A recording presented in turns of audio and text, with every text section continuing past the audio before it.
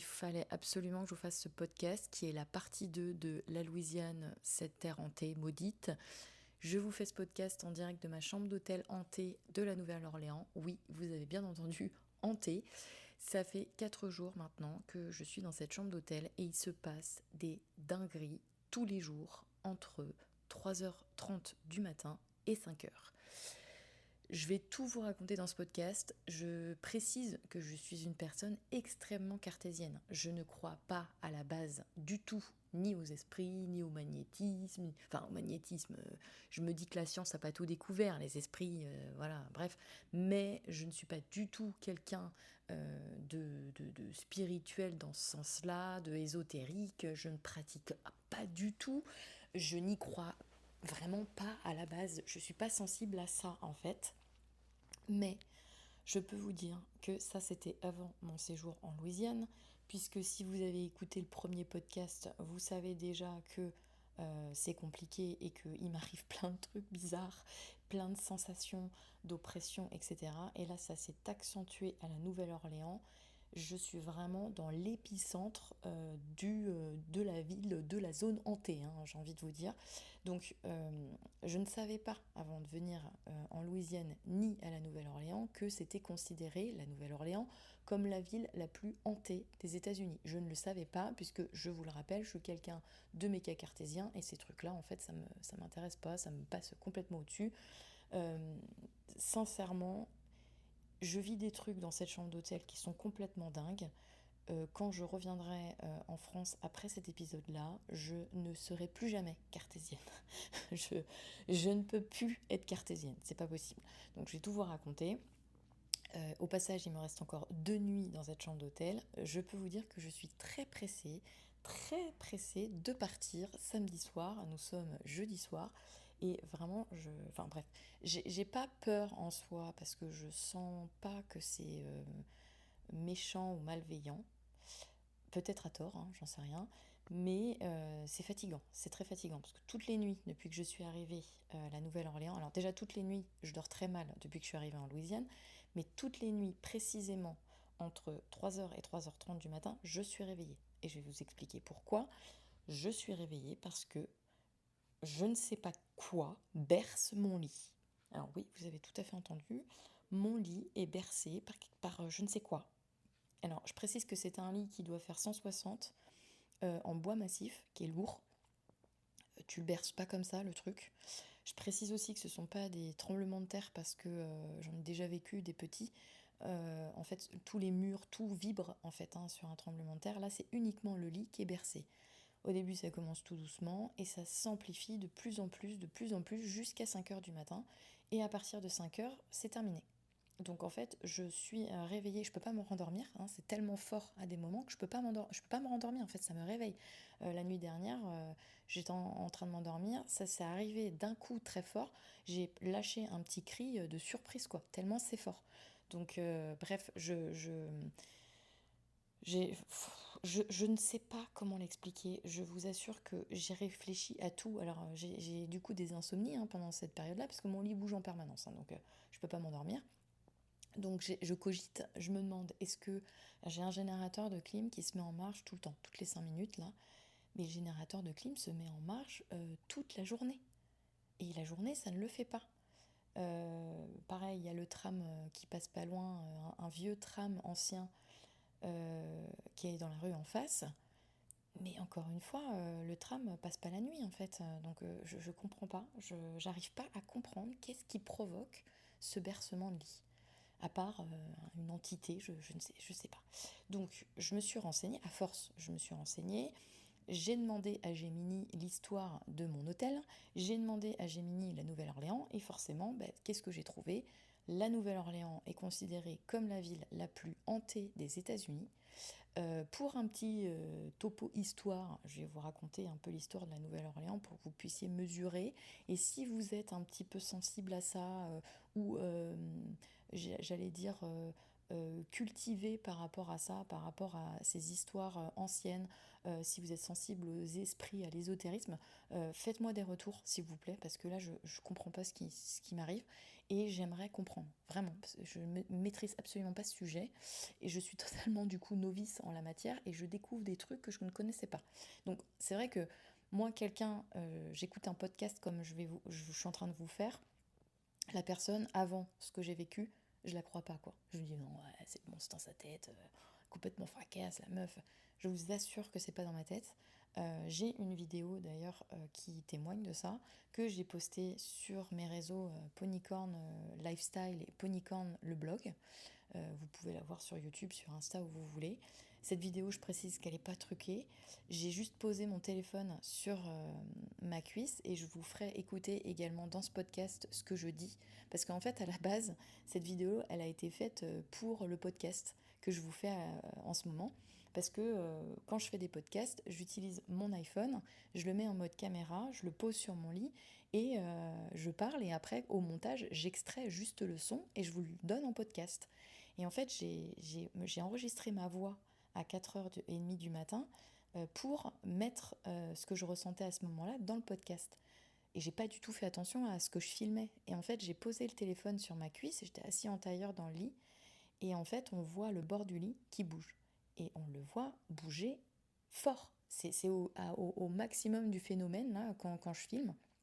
Je suis en train de parler, le lit bouge, quoi. Et on le voit complètement dans la vidéo et c'est complètement hallucinant, quoi.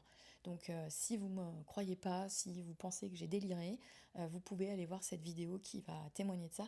Et tout à l'heure, je vous ferai donc écouter ce que je dis à ce moment-là et ce qui se passe en fait. Donc pour revenir à l'histoire de la Nouvelle-Orléans, c'est une terre de souffrance, comme la Louisiane. Il faut savoir qu'il y a eu beaucoup de malheurs en Louisiane et à la Nouvelle-Orléans notamment. Donc il y a d'abord eu des épidémies, comme dans beaucoup de villes, la fièvre jaune qui a décimé des gens. Il y a des moments où il y avait tellement de morts qu'ils empilaient les cadavres dans la rue. Donc c'était il y a très longtemps, j'ai pas la date, hein, j'ai pas retenu, mais voilà. Donc il y a ça. Il y a bien sûr, malheureusement, tout ce qui est lié à l'esclavage. Il y a eu des horreurs faites aux esclaves dans toute la Louisiane et notamment dans la Nouvelle-Orléans qui était une plaque tournante de l'esclavage. Il y avait énormément de ventes d'esclaves ici à la Nouvelle-Orléans et des tortures, des mutilations également à la Nouvelle-Orléans, notamment par une dame qui s'appelait Madame Lalaurie qui retenait prisonniers des esclaves dans sa maison enchaînés et qui les mutilait et qui les torturait. Donc voilà pour vous poser un petit peu le truc. Et bien sûr, tous les phénomènes d'ouragan qu'il y a ici en Louisiane très fréquemment. Je pense que ça vous parle, l'ouragan Katrina. Eh bien, ça a décimé des maisons, des familles entières. Il y a très régulièrement des inondations qui cassent tout, donc ils perdent tout. Il y a des vies qui sont emportées. Il y a également beaucoup d'incendies. Il y a eu des incendies qui ont ravagé en fait des bâtiments entiers à la Nouvelle-Orléans avec des gens qui sont morts vifs à l'intérieur. Bon, bref, c'est vraiment une ville difficile. Et il y a un autre phénomène qui est propre à la Nouvelle-Orléans également, enfin à la Louisiane notamment, c'est que vu que c'est un marécage, les morts ne peuvent pas être enterrés. Ils sont posés dans des caveaux au-dessus de la terre. Ils ne sont pas enterrés. Donc bon, ni incinérés du coup. Aujourd'hui ça a peut-être changé, enfin ils sont toujours pas enterrés parce que quand on creuse en fait c'est de l'eau, hein, la Nouvelle-Orléans c'est un marécage. Donc on peut pas enterrer des choses. Donc tous les morts sont disposés dans des espèces de petites salles qui sont des caveaux. Et puis voilà, donc les morts ils sont là, hein, ils sont pas enterrés, ils sont pas incinérés. Bref, on croit, on croit pas. Moi je vous raconte les faits, hein, vraiment. Pour moi, que les morts soient enterrés ou pas enterrés ou incinérés, pour moi ça change rien. Enfin, encore une fois, je vous dis, je suis totalement cartésienne comme Nana. Et à aucun moment, enfin, on m'aurait dit il y a quelques mois que j'aurais fait un podcast comme aujourd'hui, mais je vous aurais rigolé au nez, les gars. Mais rigolé au nez, parce que moi, ça, c'est pas du tout mon style. Mais là, je suis obligée de croire à des choses comme ça. Je suis obligée puisque ça m'arrive. Et c'est toutes les nuits, et c'est très régulier, etc. Donc, bref, j'ai continué mes recherches. Et en fait, ce phénomène de lit bercé, c'est très fréquent à la Nouvelle-Orléans. Il y a énormément de voyageurs qui rapportent ça. qui rapporte que les lits se bercent. En fait, c'est un bercement, mais très très fort à des moments. C'est un bercement, ça a vraiment un petit peu ce phénomène-là, en fait, hein, c'est bercé. Tellement fort parfois que ça me réveille. J'aurais un verre d'eau dans la main, l'eau bougerait fortement dans le verre, par exemple, pour vous situer un petit peu l'intensité du bercement au plus haut. Donc voilà, donc c'est rapporté régulièrement par certains voyageurs. Il y a des hôtels à la Nouvelle-Orléans qui sont très connus pour être hantés, avec plusieurs phénomènes différents. Mais donc mon hôtel, je me suis renseignée, qui est le Queasby, j'ai demandé donc à Gemini de me faire des recherches sur cet hôtel. Il m'a sorti donc toutes les histoires, les faits historiques qui se sont passés dans cet hôtel, et du coup ça m'a permis de voir un petit peu ce qui s'est passé ici. Donc c'est un bâtiment qui date du 19e, fin 19e siècle, début 20e siècle, qui s'appelait l'hôtel Audubon. Et cet hôtel, c'était un peu un hôtel de débauche où tous les marins, les gens malfamés venaient faire des escales ici. Donc c'était un peu un lieu de débauche. Il y avait beaucoup de bagarres, beaucoup d'histoires louches, glauques. Et c'est un peu connu pour être l'hôtel le plus mal famé de cette avenue. Je suis donc dans l'avenue Saint-Charles, qui est aussi très réputée pour être une rue hantée également, avec beaucoup d'apparitions la nuit, beaucoup de choses bizarres qui arrivent dans cette rue-là. Donc la rue Saint-Charles, elle est très très grande, hein. Moi je me trouve au milieu de cette rue-là. Mais voilà les faits. Alors, il y a rien de dramatique, hein. C'est pas, l'hôtel où je suis n'est pas connu comme un hôtel extrêmement hanté. Il y a certains hôtels à Nouvelle-Orléans où il y a des phénomènes qui sont 20 fois pires, hein, avec des enfants qui courent dans les couloirs, des soldats. Il y en a un je sais plus le nom, mais il y a un hôtel qui est fabriqué au-dessus d'un cimetière militaire. Donc en fait, les gens voient des militaires la nuit. Moi, je précise que j'ai pas eu du tout d'apparition. Alors, je suis réveillée toutes les nuits entre 3h30 et 5h, comme je vous l'ai dit. La chambre est assez éclairée parce que le couloir reste allumé. Et en fait, j'ai la lumière du dessous de la porte qui éclaire la chambre. Donc, j'ai pas d'apparition. Il n'y a rien de spécifique comme apparition, mais c'est des phénomènes qui arrivent. Donc, je vous ai parlé du lit, du bercement du lit, mais c'est pas tout. Il y a d'autres phénomènes qui se passent. Euh, Tout d'abord, à partir du moment où le soleil se couche, alors il fait chaud, hein, en Louisiane, je précise quand même qu'il fait chaud, c'est un climat tropical. En début de semaine, on a eu un petit rafraîchissement, mais il faisait entre 15 et 18 degrés, donc pas froid.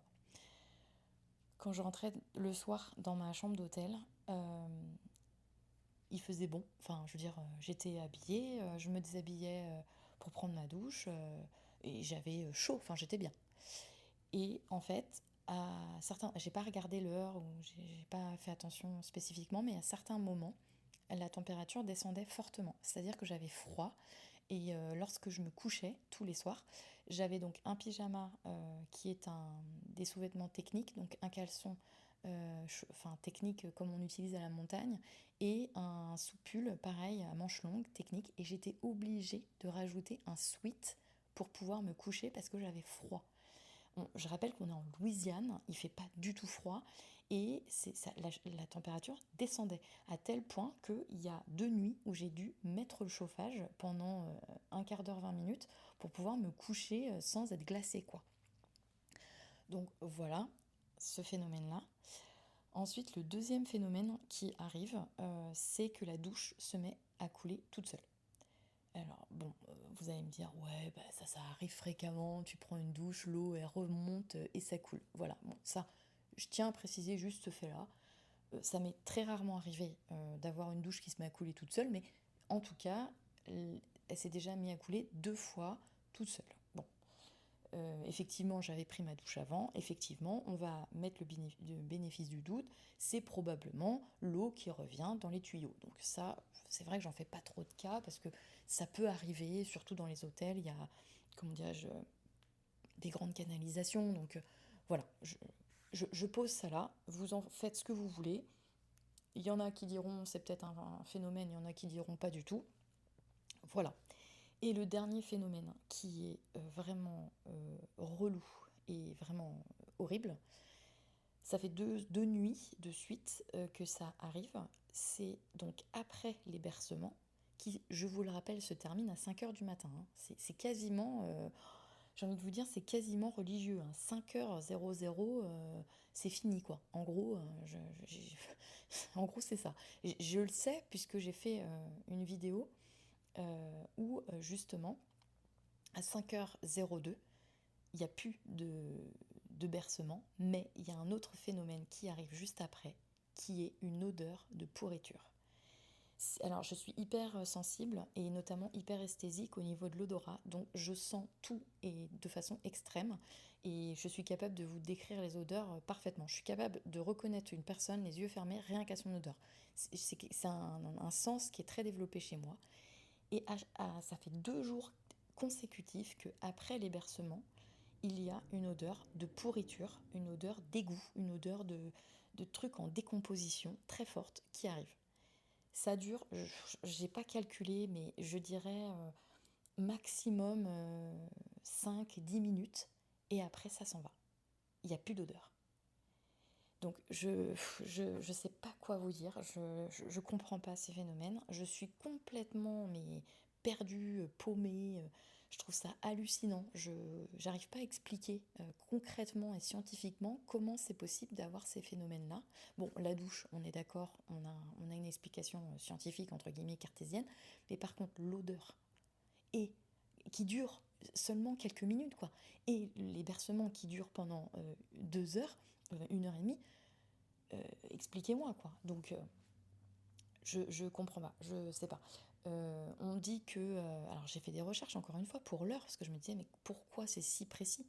Donc Gemini m'indiquait que justement entre 3h du matin et 5h, c'est l'heure où on appelle ça en paranormal l'heure des morts ou l'heure des sorcières. C'est là où l'activité paranormale serait la plus intense dans ces horaires-là. Bon, voilà, écoutez, pareil, vous en faites ce que vous voulez, moi je sais pas quoi vous dire, mais en tout cas, tous les jours, c'est la même chose et c'est tout le temps à la même heure. Donc moi je me dis, voilà, rendez-vous avec l'entité à cette heure-là.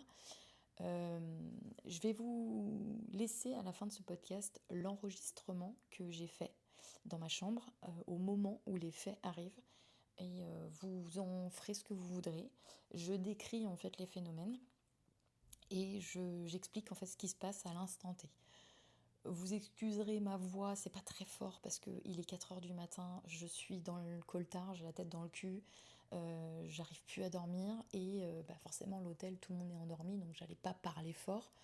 Donc vous entendrez peut-être pas grand chose, tendez l'oreille et surtout faites-moi des retours de podcast pour me dire si vous aussi ça vous est déjà arrivé de vivre des expériences paranormales comme ça, si ça vous est déjà arrivé bah, de, de, voilà, de croire en ces choses-là, d'être sensible à ça.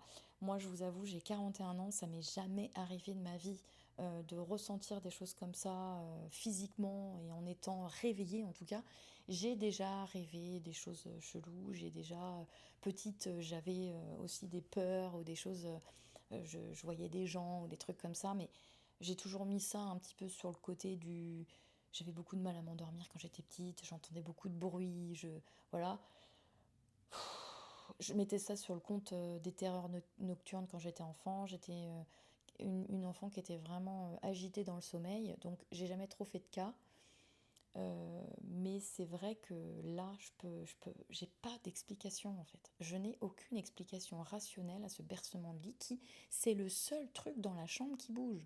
C'est ça le truc qui est dingue, c'est que j'ai un banc au bout du lit que j'ai mis à côté du coup du lit par souci de place dans la chambre, il ne bouge pas. Je l'ai à côté de moi, il ne bouge pas. J'ai ma valise en face de moi qui est posée sur un porte-valise, là, un espèce de trépied. Pareil, ça ne bouge pas. Donc je comprends pas pourquoi il n'y a que le lit qui bouge. Enfin, c'est hallucinant, hallucinant. Bref, je vous laisse donc avec cet enregistrement qui est, je le rappelle, sans trucage, sans montage. Y a rien de plus authentique que ça. Je prends mon téléphone, je vous dis ce qui se passe à l'instant T. J'ai aussi donc filmé à ce moment-là. Si jamais vous voulez voir la vidéo, vous pouvez aller voir sur ponycorn-le-blog ou ponycorn-lifestyle vous aurez la vidéo de ce phénomène complètement dingo. Je vous laisse avec l'enregistrement. Bon, il est 4h20 du matin et mon lit bouge. J'en ai marre toutes les nuits. Vers cette heure-là, mon lit il bouge. Comme s'il y a quelqu'un qui se mettait à la tête de lit et qui faisait bouger le lit pour bercer, quoi. C'est trop chiant, ça me réveille. Je comprends pas pourquoi ça fait ça. J'ai beau être hyper cartésienne, je vois pas le délire, je comprends pas. C'est toutes les nuits à cette heure-là. Ça me fatigue. Je comprends pas. Bon, ça va là, ça fait 2 fois que ça me le fait, mais c'est très léger. Mais la nuit dernière, c'était hyper fort. Donc c'était infernal. La nuit dernière, j'ai pas dormi de 2h à 5h du matin.